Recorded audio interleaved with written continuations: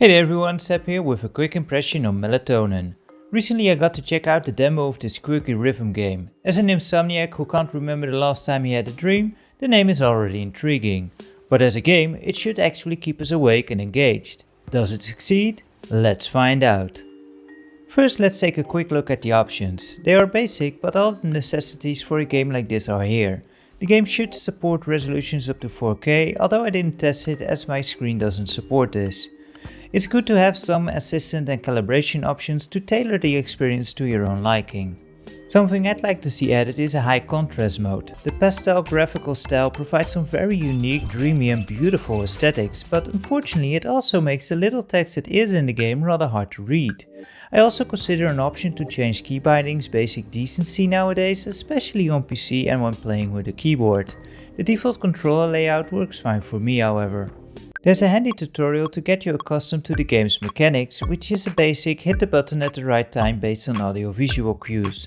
The first night featured in the demo only requires single presses of the A button or spacebar. Left-right prompts or elongated presses seen in the tutorial are for later nights in the full game, I guess. As the night starts, we see our character already living the dream. Despite being surrounded by all manners of melatonin suppressants, the sleep state is still achieved somehow and we get to explore the dreamscape in 4 different themed stages or songs, and one that combines them all into one final challenge. The actual stages are quite a treat to play. The hand-drawn graphics are very pleasant and the fun, upbeat music fits the different themes nicely, and it's easy to get into the rhythm of the tunes, which of course is the whole point. Each stage also has a practice mode featuring a metronome and clear visual prompt to easily learn the required rhythm. These are the assists you can also freely enable in the settings.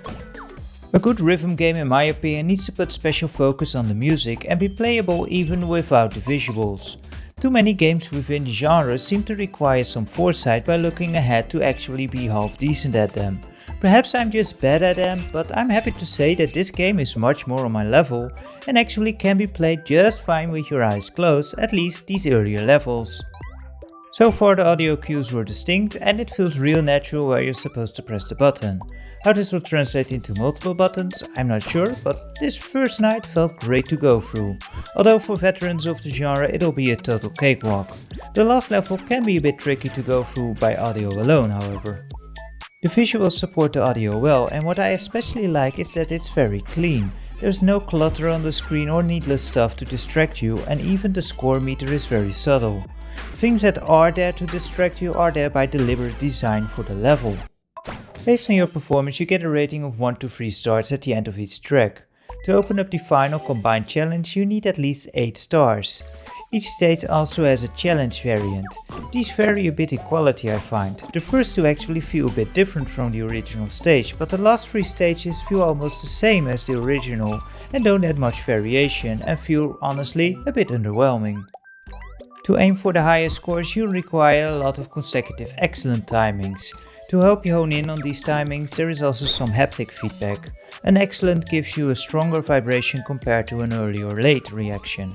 Being quite awful in keeping rhythm myself, I must say that even for me it was quite easy to go for the great ratings, which is 2 stars at least. The game seems to stick mostly to 4/4 time and nothing smaller than a half note, with tempo being the changing factor to mainly contend with.